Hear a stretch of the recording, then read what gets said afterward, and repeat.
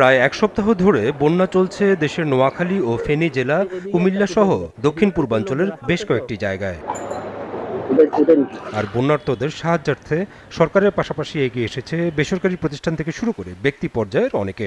এবার এগিয়ে এসেছে বাংলাদেশ ক্রিকেট বোর্ডও।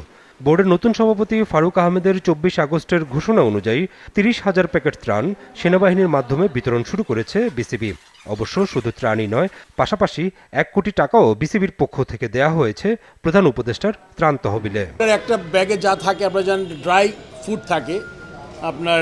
এখন তো জানেন আপনার রান্না বান্না করার স্কোপ নাই, সো ড্রাই যেগুলা আপনার চিরা, মুড়ি, গুড়, বিস্কিটস, তারপরে মোমবাতি, পোর্সালাইন, এসব জিনিস যেগুলো থাকে ওগুলো দিয়ে করা হয়েছে, বিকজ এখন রান্নার কোনো স্কোপ নাই।